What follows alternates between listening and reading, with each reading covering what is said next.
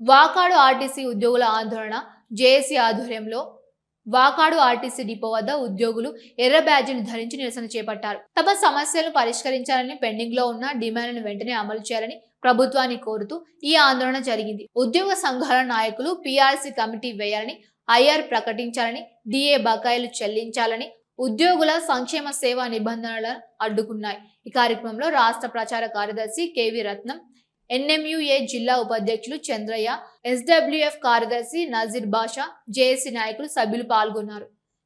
National Mazdoor association రాష్ట్ర publicity సెక్రటరీని. ఈరోజు మా రాష్ట్ర జేఏసీ ఆదేశాల ప్రకారంగా ఈరోజు 23, 24 2 రోజులు ధర్నా ఎర్ర బ్యాడ్జీలు ధర్నా కార్యక్రమం చేస్తున్నాం.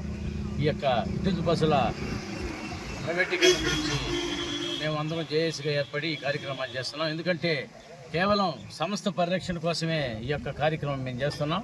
ఎందుకంటే గతంలో 2019లో ఒకసారి మొత్తం అన్ని అసోసియేషన్లు జాయింట్ యాక్షన్ కమిటీ ఆ రోజు పీఆర్సీ కోసం పోరాటం చేసి సాధించుకున్నాం. ఇప్పుడు కేవలం సంస్థ పరిరక్షణ కోసం మేము ఈ యొక్క పోరాట కార్యక్రమం చేస్తున్నాం. ఎందుకంటే ఆర్టీసీ చాలా క్లిష్టమైన పరిస్థితుల్లోకి వచ్చేసింది, చాలా దారుణంగా ఉంది. ఎందుకంటే జేఏసీగా ఇన్ని సంఘాలు ఎప్పుడు ఏర్పడింది లేదు. ఎందుకు ఏర్పడినామంటే ఆర్టీసీ కష్టమైన పరిస్థితులకు వచ్చేసింది కాబట్టి ఈరోజు మేమందరం జేఏసీగా ఏర్పడి సాధించుకునేందుకు మేమందరం రెడీగా ఉన్నాం. ఎందుకంటే ఇప్పుడు ఈ ప్రైవేటీకరణకు ఈ విద్యుత్ బస్సులు అనేటివి 26 సీటింగ్ కెపాసిటీ, మన ఆర్టీసీ బస్సు అయితే 47 కెపాసిటీ, 52 కెపాసిటీ ఉంది.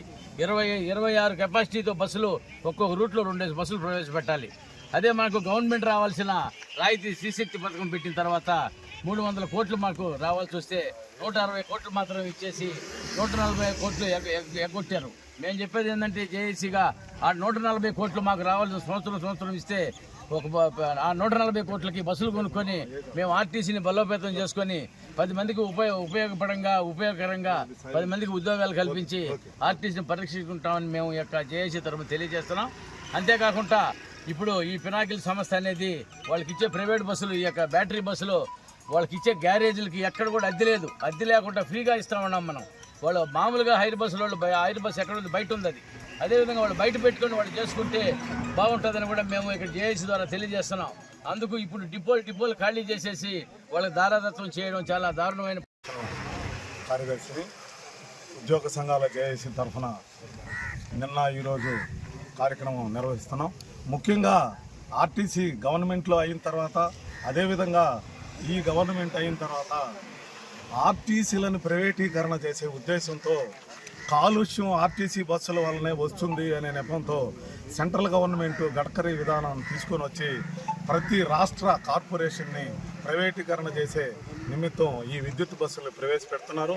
ఆ క్రమంలో మన ప్రభుత్వం, మన మేనేజ్మెంట్ కూడా ఆంధ్రప్రదేశ్లో ఉన్నటువంటి అన్ని ఆర్టీసీ డిపోల్లో ఈ విద్యుత్ బస్సుల్ని ప్రవేశపెట్టి ప్రైవేటీకరణ చేయాలనేసి విధానాన్ని తీసుకొస్తుంది.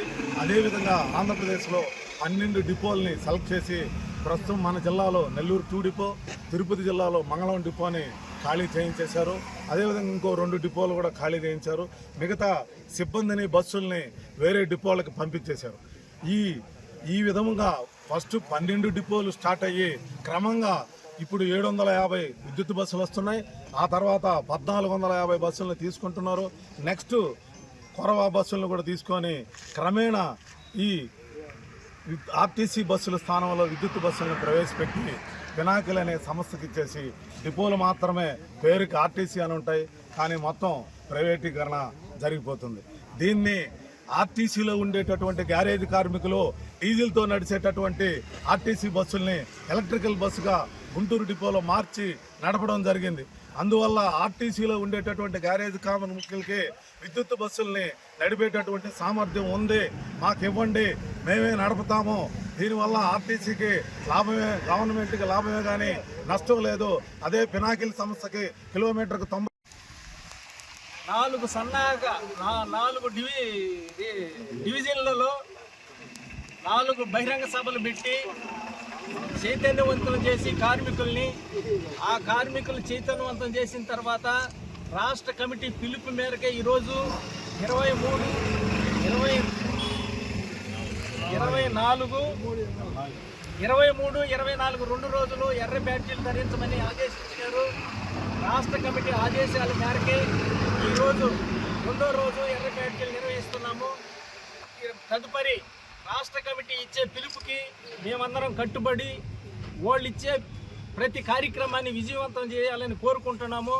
అదేవిధంగా ఆర్టీసీలో కరెంటు బస్సులు ప్రవేశపెట్టి ఉన్న కార్మికుల్ని ఇక రిక్రూట్మెంట్ ఏమీ చేయకుండా ప్రైవేట్ ఆపరేటర్లకు ఇచ్చే విధానాన్ని విడనాడాలని, 10,000 పోస్టులు ఖాళీగా ఉన్నాయి, అవి భర్తీ చేయాలని, కార్మికులు కండక్టర్ డ్రైవర్లు షార్ట్లో ఉన్నారు, వాళ్ళని రిక్రూట్మెంట్ చేయాలని, వైద్య సౌకర్యం పాత పద్ధతిలోనే ఇవ్వాలని, డిఏ అరియర్స్ పెండింగ్లను వెంటనే చెల్లించాలని, 12వ పిఆర్సీని వెంటనే వేయాలని, ఆర్టీసీలో 10,000 పోస్టులు ఖాళీలు ఉన్నాయి, ఓట్లని భర్తీ చేయాలని కోరుకుంటూ ఈ ధర్నా కార్యక్రమాన్ని నుంచి మన ఎస్డబ్ల్యూ